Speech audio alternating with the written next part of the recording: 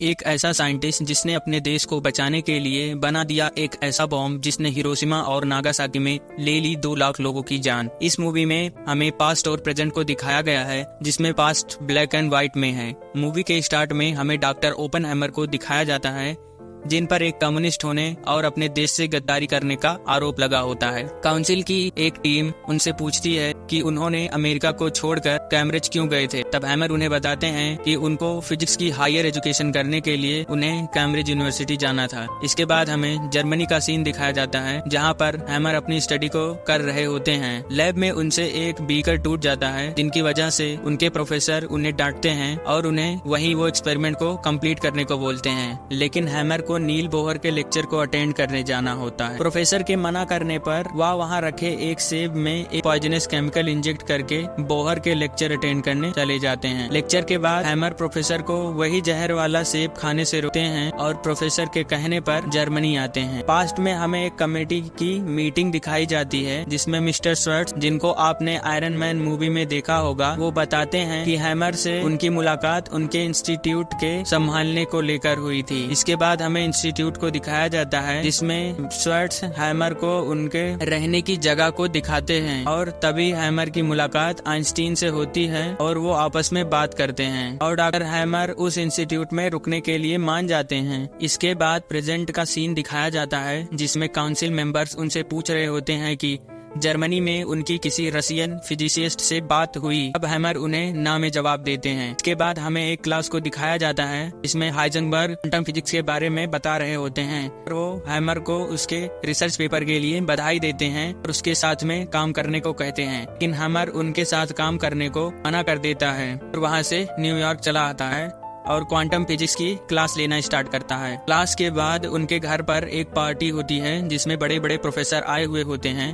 इन सभी में बातें होती हैं और हैमर अपने छोटे भाई के बारे में बताते हैं, जो एक कम्युनिस्ट पार्टी ज्वाइन करने की सोच रहा होता है। पार्टी में हैमर जीन से मिलता है और ये दोनों काफी करीब आ जाते हैं और डॉक्टर हैमर तब जीन को भगवत गीता के बारे में बताते हैं। इसके बाद हैमर का एक कलीग न्यूज़पेपर लेकर आता है, जिसमें जर्मन्स ने न्यूक्लियर फिजन की खोज कर ली होती है, जिससे वो न्यूक्लियर बॉम्ब बना सकते हैं। सीन में हमें जीन को दिखाया जाता है, तो हैमर से गुस्सा थी। इसके बाद हैमर एक पार्टी में जाते हैं, कम्युनिस्ट के लोग आए हुए होते हैं और उनके साथ था। इसी वजह से लोगों को हैमर पर शक होने लगता है। हैमर एक कम्युनिस्ट है। उसके साथ के एक प्रोफेसर से हैमर की बहस होती है कि नाजी लोग न्यूक्लियर बॉम्ब बना रहे हैं, जिनसे सिर्फ कम्युनिस्ट को नहीं बल्कि पूरे अमेरिका को खतरा है। वो हैमर को कम्युनिस्ट से दूर रहने को बोलता है।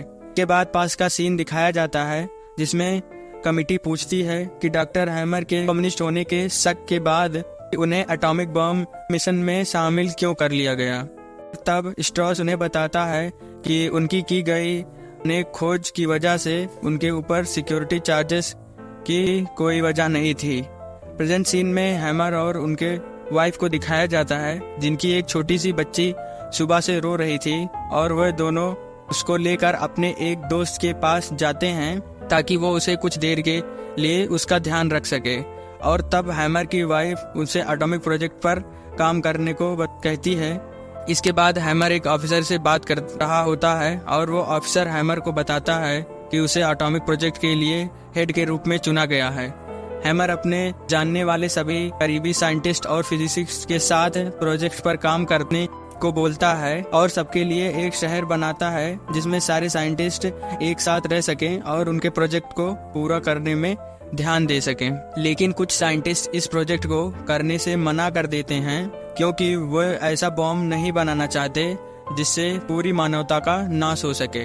एटॉमिक बॉम्ब बनाने के लिए उसका एक साथी जब चेन रिएक्शन को कैलकुलेट करता है, तब उसे पता चलता है कि अगर न्यूक्लियर फिजन होते टाइम अगर उसे नहीं रोका गया तो पूरी दुनिया नष्ट हो जाएगी। डॉक्टर हैमर इस रिसर्च को फिर से जांचने को बोलकर आइंस्टीन के पास आते हैं और उनसे मदद मांगते हैं कि वो इस खोज में उनकी मदद करे। लेकिन आइंस्टीन उन्हें मना कर देते हैं, क्योंकि उन्हें इससे होने वाली भयानक परिणाम के बारे में पता था।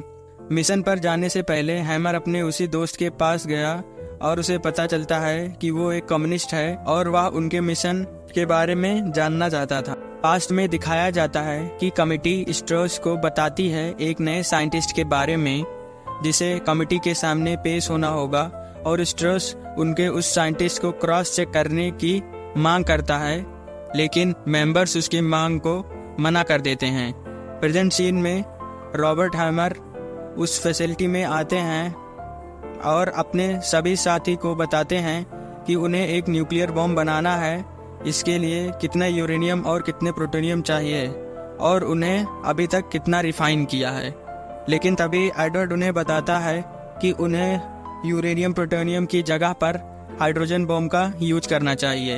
हैमर उसको डेटोनेट करने के बारे में पूछता है और वो उसे एक छोटा सा न्यूक्लियर फिजन करने को बोलता है, लेकिन सब उसकी बात पर हंसते हैं। इसके बाद पास्ट का सीन दिखाया जाता है जिसमें एक मीटिंग पर डिस्कस कर रहे होते हैं उन्हें हाइड्रोजन बम बनाना चाहिए, लेकिन सेक्रेटरी के पूछने पर वो उन्हें प्रोग्रेस के बारे में बताते हैं। प्रेजेंट सीन में हैमर अपने भाई को लाने की बात मिशन के जनरल से करता है और अपने सिक्योरिटी क्लियरेंस के बारे में पूछता है, लेकिन उसके भाई के वहां आने से रोक दिया जाता है और उनके सिक्योरिटी क्लियरेंस भी नहीं मिल रहा होता।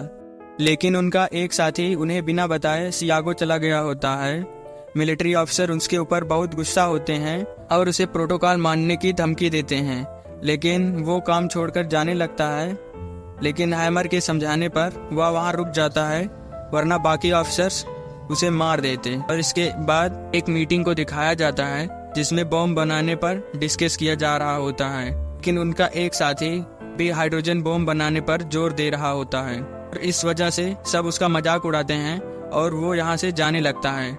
लेकिन हैमर उसे रोकता है और उसे अपने रिसर्च पूरा करने को कहता है। इसके बाद वो लोग अपने पहले टेस्ट बॉम्ब बनाकर स्टार्ट करते हैं और वो बॉम्ब कितना तबाही कर सकता है उसे मेजर करते हैं। इसके बाद हैमर के पास एक साइंटिस्ट आता है और वो उन्हें बताता है कि जर्मनी ने युद्ध में हार मान ली है और जापान ज्यादा देर तक अमेरिकी मिलिट्री के सामने टिक नहीं पाएगा। वो हैमर को बम बनाने से रोकता है, लेकिन हैमर उसकी बात नहीं मानता और अपने टीम को रियल बॉम्ब बनाने को बोलता है और उनकी पूरी टीम एक बहुत बड़ा हाइड्रोजन बॉम्ब को बनाना स्टार्ट कर देती है और कुछ दिनों में उनका बॉम्ब बनकर रेडी हो जाता है और ये लोग उसकी टेस्टिंग करने का प्लान करते हैं। लेकिन मौसम खराब हो जाता है और बारिश होने लगती है।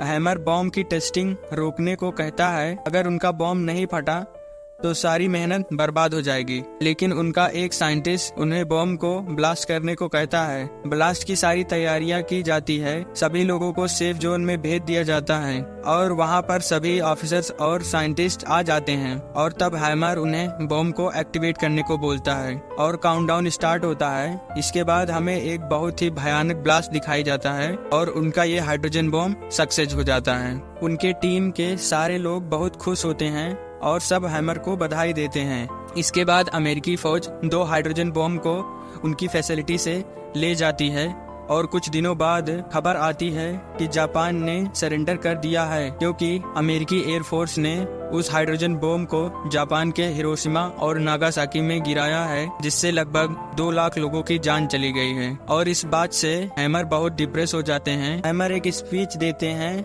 और वो विश्व शांति की बात करते हैं और एटॉमिक बॉम्ब की रिसर्च पर रोक लगाने को कहते हैं और उस चीज पर प्रोटेस्ट करते हैं और इसी वजह से मिलिट्री वालों को शक होता है और वो उनको एक कम्युनिस्ट समझती है। इस वजह से उनके लिए ये कम्युनिटी बनाई गई है।